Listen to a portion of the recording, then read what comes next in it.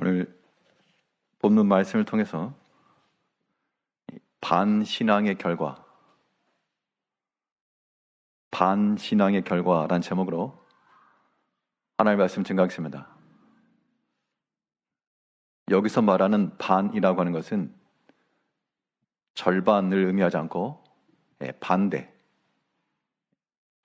방향으로 나가는 것을 의미합니다.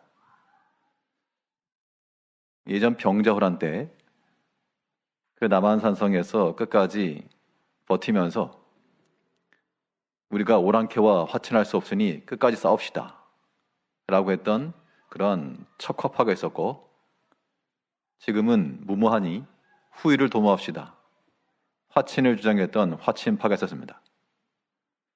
결국 그 대적에 대해서 어떠한 반응과 우호를 보일 것인가 라고 하는 것이 극렬히 대립이 되었는데요. 이것은 오늘날 여러 가지 이 외교적으로나 혹은 우리 개인적 삶에도 그대로 적용돼서 예를 들어 미국을 친근히 대한다, 친미라고 말하고, 또 그것을 반대한다, 반미, 그렇게 말합니다. 그 입장에 따라서 나타나는 방식과 또한 표현과 행위가 달라질 겁니다. 자, 그런 의미에서 우리는 이 신앙이라고 하는 것에 대해서 우리가 어떤 입장을 지니고 있는가에 대하여 생각해 보고자 하는 겁니다. 이 믿음의 일에 대해서 우리가 친신앙인지, 아니면 우리가 머리로는 알고 있으나 실제 생활에서 따라가지 않는 반신앙인지, 이 두 가지의 차이를 우리가 이해를 하고, 당연히 답은 정해져 있죠. 반신앙의 길이 아니라 친신앙의 길로 나가야 되겠는데, 그러면 이 반신앙의 결과는 어떠하며 우리가 마땅히 선택해야 될 친신앙의 모습이라고 하는 것은 무엇인가? 오늘 본 말씀을 통해서 살펴보도록 하겠습니다. 먼저 이 신앙의 반대편으로 나가는 반신앙의 결과가 무엇인가?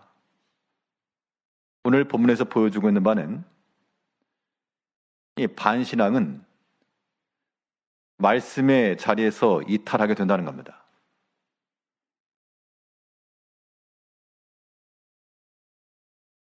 신앙의 길로 나가지 못하면 그의 판단과 또한 결정과 모든 행동들이 하나님의 말씀에서부터 점점 멀어지는, 그 말씀의 그 궤도에서부터 이탈하기 때문에 나중에 가서는 거기에서 이제 사고가 나는 거죠. 자, 반신앙이라고 하는 것이 말씀에서 이탈이라 그러면 우리가 추구할 친신앙이라고 하는 것은 말씀의 자리로의 복귀입니다. 돌아와야 됩니다. 말씀의 자리를 어떻게 복귀할 것인가? 하나님 말씀 듣는 기회를 잃지 않으셔야 되고, 그 말씀 묵상할 수 있는 기회를 놓지 않아야 되고, 또 그 말씀 순종할 수 있는 기회를 잃지 않아야 됩니다. 우리가 그 하나님 말씀의 자리로 돌아가고자 하는 그러한 의지와 그러한 결단이 있어야지만 친신앙이요. 그렇지 않고, 그러니까 적극적으로 말씀에 반대하는 것은 두말할 것도 없지만, 우리가 하나님 말씀에 대하여 가까이 나가지 아니하는 것도, 이거는 암묵적 반신앙인 겁니다. 그런 모습들은 어떻게 되는가? 그 결말은 오늘 본문에서 보여준 대로 모든 하나님 은총을 다 상실하게 되고 마는 겁니다. 오늘 본문에서 유다의 북쪽 이스라엘 왕의 이야기가 아니라 남쪽 유다 왕의 이야기를 하고 있습니다. 일반적으로 이 남쪽 유다 왕들은 그 다윗의 길로 행했던 왕이 많았고, 북쪽 이스라엘은 아합의 길로, 여로보암의 길로 행한 악한 왕들이 대부분이었습니다. 오늘 본문에 나오는 왕은 여호람이라고 하는 왕인데 여호사밧의 아들이었습니다. 오늘 본문 16절을 보게 되면, 이스라엘 왕 아합의 아들 요람 제5년에 여호사밧이 유다의 왕이었을 때 유다의 왕 여호사밧의 아들 여호람이 왕이 되니라. 북쪽 이스라엘의 왕은 아합의 아들 요람이었고, 당연히 그 당시 야합은 죽었고요. 남쪽 유다는 여호사밧의 아들 여호람이었다. 근데 여호사밧이 어떤 왕이었는가? 성경을 보게 되면 유다 그 어떤 왕들보다도 좀 진실하고 하나님을 경외하며 또 그의 선자를 신뢰하였던 그런 왕이었습니다. 그러니까 신앙적으로는 뭐 나무랄 데가 없는 참 본이 좋은 그런 왕이었는데, 그런데 그 여호사밧이 그 자녀에 대해서 하나님 말씀을 들을 수 있는 기회들, 혹은 하나님의 말씀으로 나아갈 수 있는 그런 기회들을 어떻게 보면 막아버린 겁니다. 무슨 일을 했는가 하니 17절을 보게 되면 여호람이 왕이 될 때 나이가 32세라.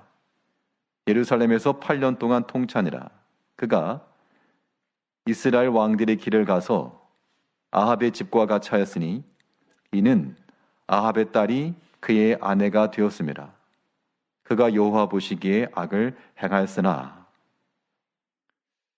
여호사밧은 그 자신이 하나님을 경외했고 또 신앙적 측면에 있어서 뭐 하나 앞에 흠이 되지 않는 모든 면에서 칭찬받을 만한 왕이었는데, 그런데 이 여호사밧이 자기 아들을 이 북쪽 이스라엘의 왕이었던 아합의 딸과 결혼시켰다.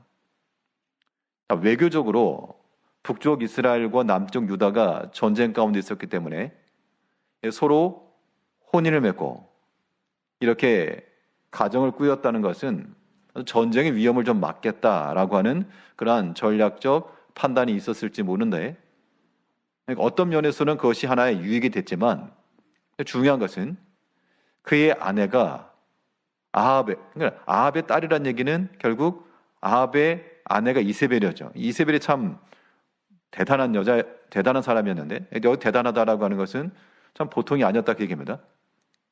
한번 다음 장에 보게 되면 이 이세벨의 마지막 장면을 보게 되면 아주 영화에서나 나올 법한 그런 모습으로 끝나는데요.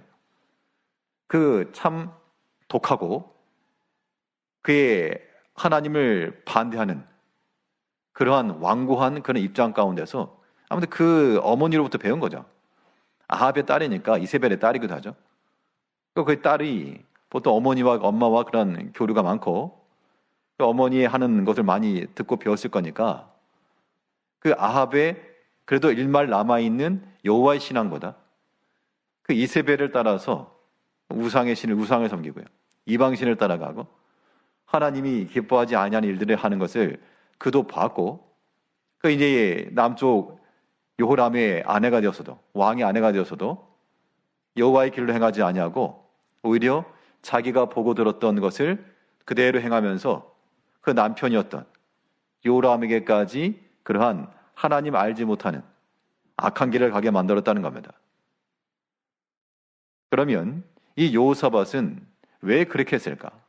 그러니까 그 믿음에 있었던 왕이, 아버지가 왜 자녀에게 대해서 그렇게 이 아합의 딸을, 아합만 놓고 보면 어느 정도 뭐 교감이 되겠지만 그 아내 됐던 이세벨을 보게 되면 도무지 이 여호사밧의 신앙으로 봤을 때 그 이세벨과의 사돈을 맺겠다, 의지적인 거죠, 의지.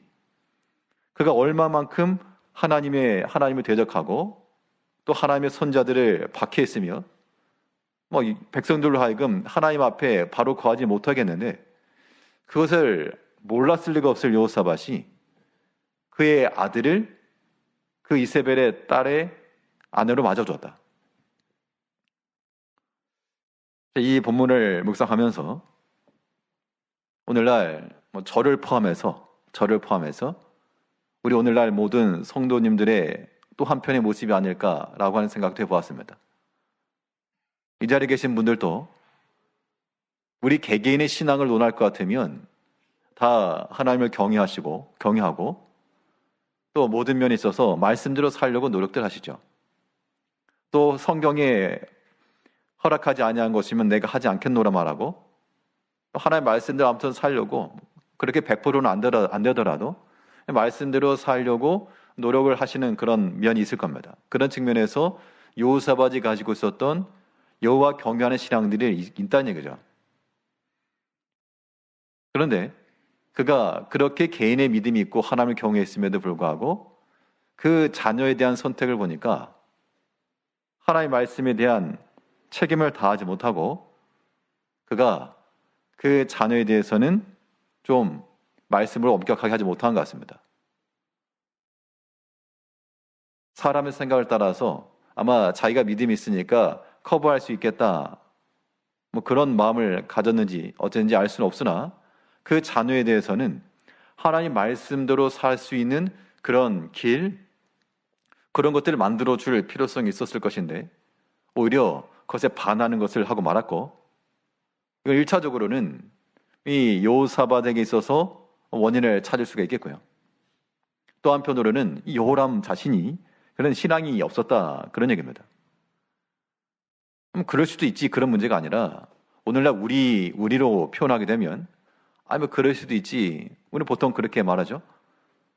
특히 자녀들의 문제에 대해서 뭐 그럴 수도 있지 라고 말하는데 지금 상황에서는 그럴 수도 있지인데요, 그 표현이 이 장 마지막에 가서 어떠한 결말이 나오는지를 보게 되면 그럴 수도 있지라고 우리가 쉽게 단언할 수가 없어요.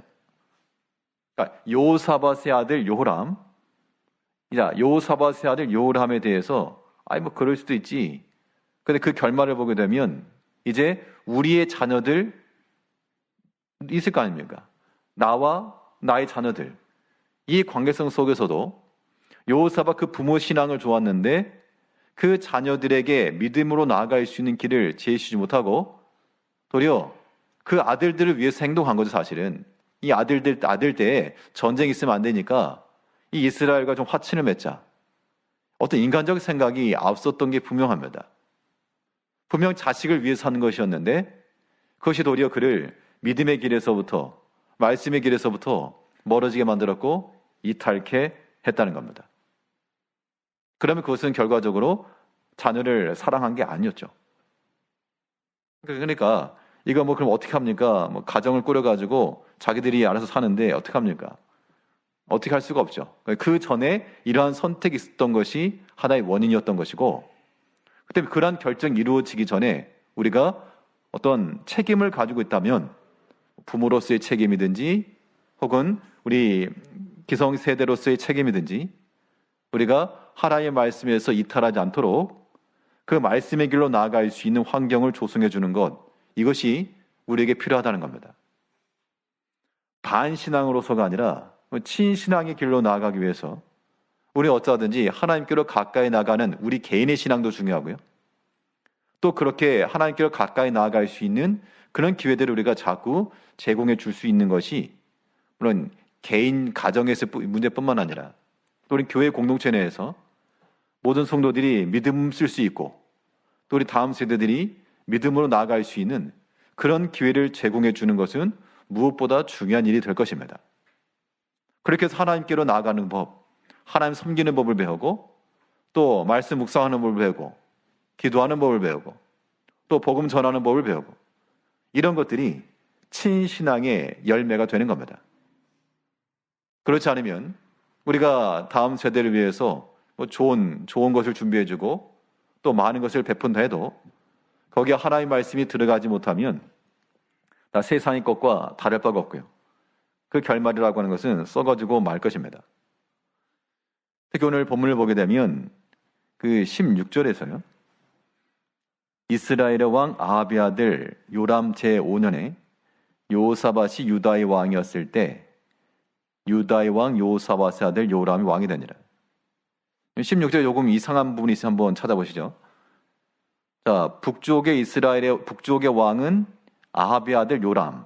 아합은 죽은 겁니다. 아합은 죽고 아합의 아들 요람이 왕이 된 거고, 이제 그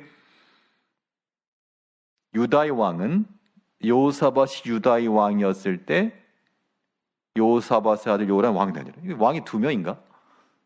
분명 여호사밧이 왕이 있을 때, 왕 위에 있을 때, 한국 개역 한글 성경에서는 여호사밧이 위에 있을 때, 아직 왕이 지위에 있을 때 그 아들을 왕으로 세웠다. 어떻게 보면 이 왕의 자리를 자기가 생전에 있을 때 지금 이제 물려준 겁니다. 자, 보통 왕이 죽은 다음 정해진 절차에 따라 이렇게 그의 후계자가 왕이 된 건데, 왜 그럼 여기서는 특별히 여호사밧은 자기가 아직 왕이었을 때, 아직 생존에 있을 때, 죽지도 않았는데 왜 여호람을 32세라고 하는 나이, 젊은 나이죠, 그때의 왕으로 세웠을까? 물론 여기도 분명 이 여호사밧의 그런 판단이 들어간 겁니다. 어떻게 보면 내가 살아있을 때 뭔가를 좀 해놔야 되겠다 랄지, 아니면 이 여호사밧이 그의 아들을 이세벨의 딸과 결혼시킨 것을 보게 되면 아마도 그의 전략적 판단일 뿐만 아니라 그 아들의 요청과 그 자녀를, 쉽게 말하면 자식을 이기지 못한 면이 있지 않았는가, 그렇게 보여줄 수 있습니다.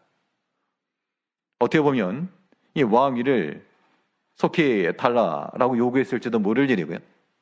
어찌됐건 간에 지금 여호사밧이 살아있는 동안 이 요람에게 왕위를 물려줬다라고 하는 것은 뭔가 여호사밧에게 있어서는 그가 이 요람 아들을 위한 또 특별한 그런 조치였을 것으로 보여집니다.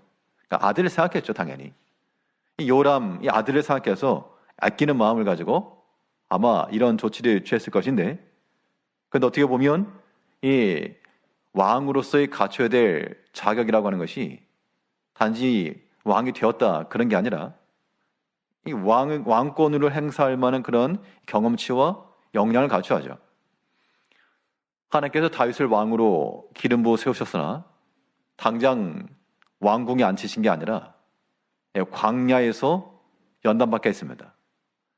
사울을 피해서 도망 다녔고, 또 가드에 가가지고 블레 사람들 앞에 가서 수염에 침을 흘리면서 미친 연기도 해봤고 도망쳐 나왔고, 그런 모든 과정을 통해서 그 연단을 통해서 왕이 자리에 앉았을 때 그때 이제 왕권을 행사한 겁니다.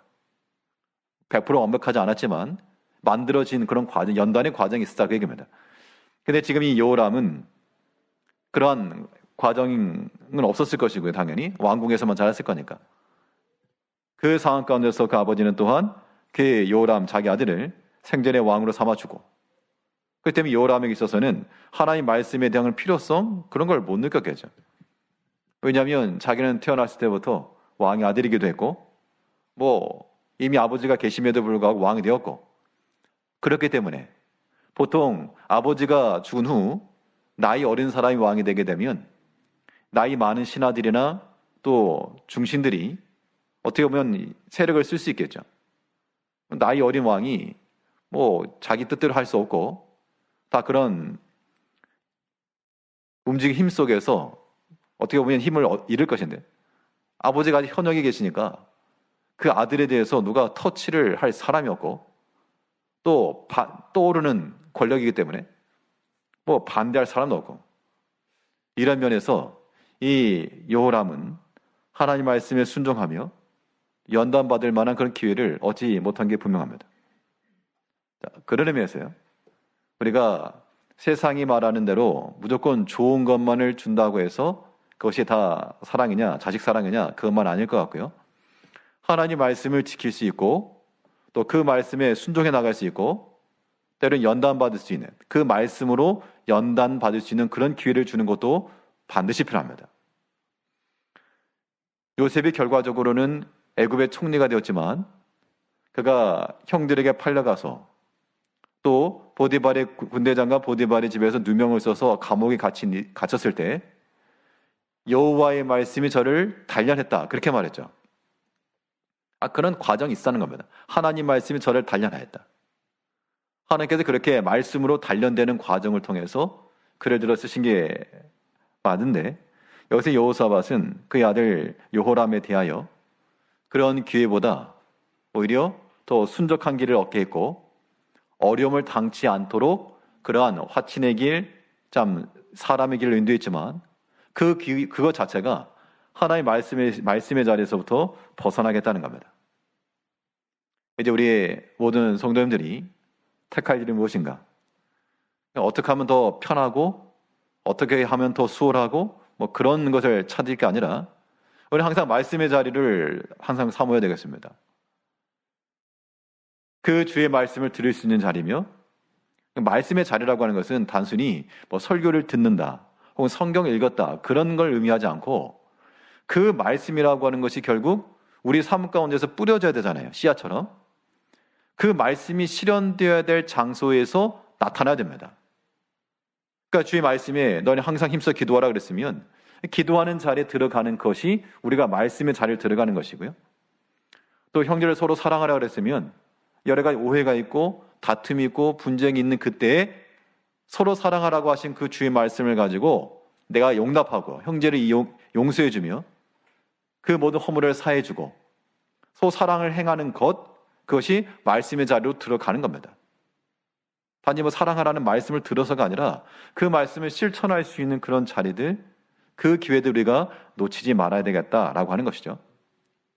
그러면 우리에게 있어 순적한 길이 무엇이냐? 말씀의 자리로 돌아가는 길이 무엇인가 하면, 그러니까 아무런 문제도 없는 그런 게 말씀의 자리가 아니고 하나님 말씀을 가지고 실천할 수 있는 그런 자리들, 그런 환경들. 내가 삶이 좀 어렵지만 어려운 가운데서라도 주 앞에 힘써 나갈 수 있는 그런 환경이 도리어 말씀의 자리로 돌아올 수 있는 기회가 되는 겁니다. 주의 복음 말씀을 전하라. 또 봉사하라. 또 함께 섬겨라. 희생하라. 하나님의 말씀을 순종할 수 있는 그런 기회들. 우리가 그런 기회들을 좋아하지 않죠. 우리가 점잖고 얌전하게 하나님의 말씀은 그냥 교양으로 듣는 정도만 있어만 멈출려 할지 모르겠습니다만, 그러면 여호사밧처럼 그렇게 되는 거예요. 개인 신앙은 탁월한데, 개인으로는 하나님도 경외하고 신앙이 좋은데, 그런데 그 말씀에 대한 책임을 다 못하는 것이라.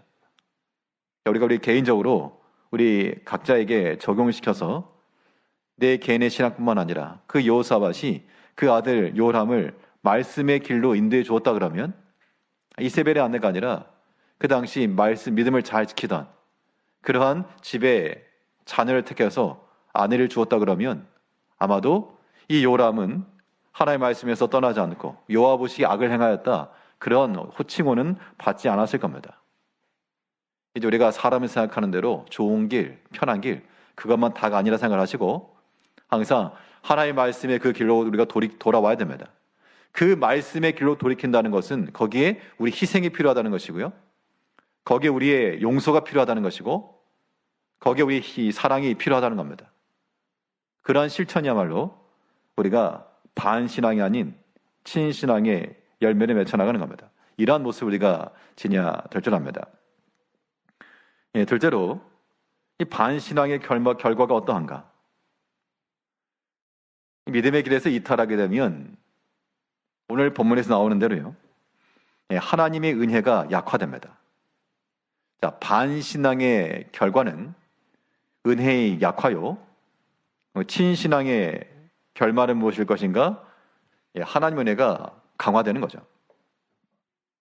은혜가 약화된다는 것은 무슨 말인가 하면, 하나님께서 우리에게 은혜로 주셨던 것들이 하나씩 떨어져 나간다, 그 얘기입니다. 어떻게 보면 우리가 뭐 자주 부르는 사랑하는 그런 찬양 가운데 모든 게 하나님의 은혜였어, 우리 부르잖아요. 당연한 게 아무것도 없고 다 하나님 은혜다. 그걸 언제 아는가 하면 그런 것들을 잃어버릴 때 아는 겁니다. 내가 건강할 때는 모르는데 좀 아파 보니까 그냥 두 발 성성히 걸어 다니는 게 참 그게 복이구나. 여러 가지 상황 가운데서 우리가 가지고 있던 것 혹은 누리고 있던 것들을 잃어버리게 되면 그게 참 귀한 거였구나, 그때가 아는 거죠. 하나님께서 그들에게 은혜를 주셨던 것인데 그걸 당연히 여기다 보니까 하나님께서 그걸 하나씩 빼가시는 겁니다. 그럼 어떻게 되느냐? 우리는 하나님의 징조에 항상 주목하고 거기에 경계심을 가져야 됩니다. 하나님 우리 삶 가운데 여러 가지로 징조를 보신다는 겁니다. 오늘 본문을 보게 되면 이 여호사밧 때까지 하나님 앞에 바로 행하였던 그런 왕들에게는 하나님께서 지켜주시고 또 주변에 있는 모든 나라들을 굴복해 하시고 나라에 평화를 주셨죠. 근데 이 여호람이 하나님 앞에 악을 행하고 나가니까 어떤 일이 벌어지는가? 굴복되었던 그런 주변의 나라들이 다 떨어져 나갔습니다. 이번 20절을 보게 되면요, 우리 8장 20절에서 요람 때 에돔이 유다의 손에서 배반하여 자기 위에 왕을 세운 고로. 여호사밧 때나 요람 때나 뭐 큰 차이 있겠습니까? 여호사밧이 아직 생존이 있었으니까 그의 군사력이라고 하는 것, 뭐 요람이 왕이 되었다고 해서 갑작스럽게 뭐 10배의 병력이 생기고 그러지 않았겠죠. 여호사밧 때나 요람 때나 외적인 조건들, 군사력 이런 거 크게 변화 안 됐습니다. 그런데 그 요람 때 어떤 일이 있었는가 하니 에돔이 유다의 손에서 배반하여 떨어져 나갔다. 그러니까 에돔이 유다에게 복속이 되어서 거기에 이제 조공도 바치고 그랬는데 떨어져 나갔다는 겁니다. 그러니까 유다 입장에서 보게 되면 지금까지 자기들에게 주어졌던 것이 지금 하나 떨어져 나간 겁니다. 21절을 보게 되면 요람이 모든 병거를 거느리고 사일로 갔더니 밤에 일어나 자기를 에워싼 에돔 사람과 그 병거의 장관들을 치니 이에 백성이 도망하여 각각 그들의 장막들로 돌아갔더라. 자, 이 말을 읽으면 어떤 의미인가 하면요, 요람이 병거를 거느리고 가서 자기를 둘러싼 에돔 사람들을 쳤다는 겁니다. 그럼 누가 이긴 거죠? 자, 요람이 자기를 둘러싸고 있던 에돔 백성과 병거와 장관들을 쳤습니다. 그럼 요람이 이긴 거잖아요. 그런데 일이 어떻게 되었는가 하면, 그런데 이에 백성이 도망하여 각각 그들의 장막들로 들어가더라. 그러니까 에돔 사람들이 돌아간 게 아니고 지금 이스라엘 백성, 유다 백성들이 돌아간 겁니다. 지금. 그러니까 전쟁에서 자기를 둘러싸고 있던 그 에돔의 병거와 장관들을 쳐서 이겼으니까 승리의 노래를 부르면서 돌아와야 되는데 어찌된 영문인지 그들을 쳤는데 도리어 백성들이 도망을 하고 그들의 장막으로 돌아갔다. 이겼음에도 불구하고 좋지 않은 결말로 끝나버렸고요. 22절을 보게 되면 이와 같이 에돔이 유다의 수하에서 배반하였더니 오늘까지 그러하였으며 그때 림나도 배반하였더라. 에돔이 떨어져 나갔고 또 림나도 떨어져 나갔고 전쟁에서 에돔과 싸워서 병거와 장관들을 쳤는데 둘러싼 위기 가운데 둘러쳤는데 전쟁에서 상황이 좋지 않았는지 그건 알 수 없으나 그러나 또 백성들이 도망해 갔고 백성들도 떨어져 나가고. 자, 그럼 이런 일들이 벌어지게 되면 일단 우리가 주목해야 한다는 겁니다. 만사 모든 것을 뭐 귀에 가면 귀걸이식으로 할 건 아니지만 또 한편으로 하나님께서 모든 것을 섭리 가운데 역사하시잖아요. 그럼 우리 삶 가운데에서 어떠한 일들이 발생했을 때 특별히 어떤 의미를 부여할 때가 종종 있습니다. 어떤 경우는요, 이거 하나님께서 막으신다 그런 때가 있고, 하나님께서 기뻐하지 않으신다 혹은 하나님께서 이렇게 하라고 하신다 그렇게 느낌이 올 때가 있습니다. 물론 그런 주관적 충동이라고 하는 것을 우리가 뭐 100% 신뢰하거나 그럴 수 없습니다만 그래도 우리가 믿는 사람들이니까 그 영적인 감각이라고 하는 게 살아있어야죠. 그래서 어떤 일이 있어서 자꾸 떨어져 나간다? 그 전까지는 예를 들어가지고요, 별 다른 문제가 없었는데 어떤 일이 발생을 하고 뭔가 문제가 생기고 여러 가지 사건이 일어나고 그렇게 되면 1차적으로는 우리 성도들이라면 1차적으로는 자기 자신을 멈춰 세워놓고 생각해 봐야 됩니다. 혹시 이거 하나님의 사인 아닌가? 혹시 내가 지금 어긋난 길로 지금 나가고 있지는 아니한가? 하나님께서 지금 나를 향한 이거 빨간 경고등을 주신 거 아닌가? 그런 생각을 할 수 있어야 됩니다. 이게 어디까지나 자기 자신이 그렇게 하라는 것이지 옆에 있는 형제 보고 당신 병 걸렸으니까 회개하시오 뭐 그렇게 할 거 아닙니다. 당신 사고 났으니까 회개하시오. 다른 사람이 옆에 있는 사람에게 말하는 거 말고 본인 스스로에게, 우리 스스로가 그렇게 하나님의 징조에 주목할 줄 알아야 됩니다.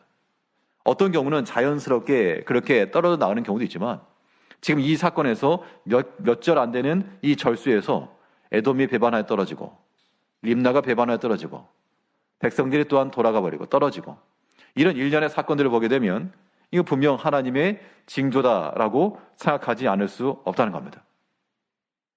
그럼 거꾸로 생각해가지고 그 이전까지 그들에게 복속되었던 에돔 사람들의 모든 이 조공물, 이것을 하나님이 주신 것을 알아야죠. 내가 힘이 있으니까 이거 당연히 내게 주어진다. 가 아니라 하나님께서 그의 능력으로 우리를 지켜주신다. 뭐 그렇게 이해하는 게 맞고요. 그렇기 때문에 하나님의 은혜가 나에게 좀 약화되어져 간다라고 하는 것을 감지했다 그러면 그냥 있으면 안 되고 다시금 하나님의 은총이 강화될 수 있도록 우리가 조처를 취하죠. 하나님의 은혜를 강화시키는 길이 무엇입니까? 지금 여호람은 분명 그가 태어났을 때부터 왕궁에서 또 자기 아버지가 현역에 있을 때 이미 자기는 왕이 되었고 그 어떤 오래된 충신이라도 함부로 자기를 건들 수가 없죠. 이건 겸손할 수 있는 그런 환경 자체가 없었습니다. 하나님께서는 겸손한 자에게 은혜를 주신다라고 말했습니다. 어떤 상황적으로나 위치적으로나 어려움 가운데 처해도 그의 마음이 상하고 또 겸손한 마음을 지니게 되면 하나님께서 그에게 은혜를 베풀어 주실 것이 분명하죠. 그렇기 때문에 우리가 이 세상의 일에 있어서 잘 되고 번성하고 그런 것만 우리가 복된 게 아니고 우리 마음이 하나 앞에 낮아지는가, 내 심령이 하나 앞에서 겸손함을 이루고 있는가, 그것이 하나 앞에 은혜를 받는 길이 되는 겁니다. 그러니까 사람의 능력이 출중해서 그의 능력과 실력으로 우리가 살아갈 수 있지만 그건 어디까지나 하나님께서 지켜주시니까 그런 것도 가능한 거지, 하나님께 지켜주지 않으니까 어떻게 됐습니까?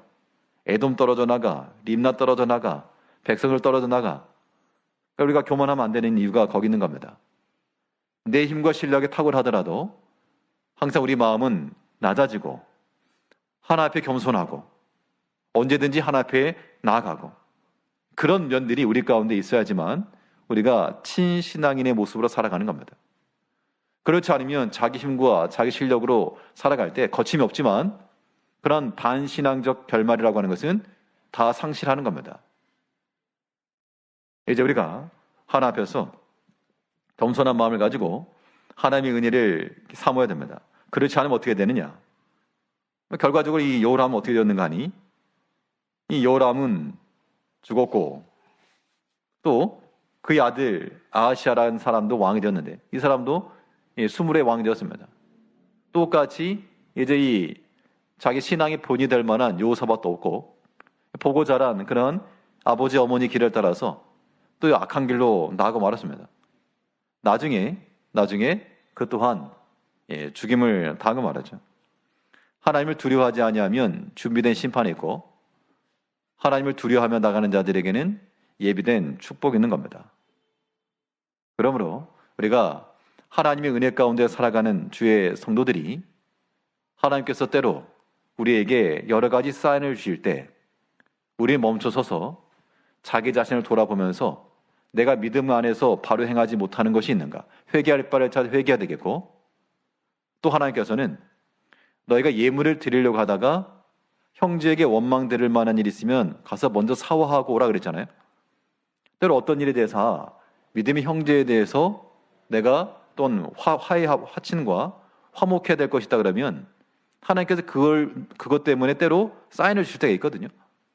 그럴 때는 가서 서로 화해하고 화목하고 자신의 허물과 죄를 용서를 구하고, 죄를 용서하고 간다는 게 무릎 꿇고 그런 거 아니라도 서로 이 오해를 풀고 서로 용납하며 그래서 그 관계를 화목해 하는 것, 이 또한 하나님의 은혜를 우리가 잃지 않고 강하게 지켜나가는 겁니다. 신앙의 길로 나가면, 친신앙의 길로 나가면 하나님께서 예비하신 그런 은혜와 복을 누리는 것이고요.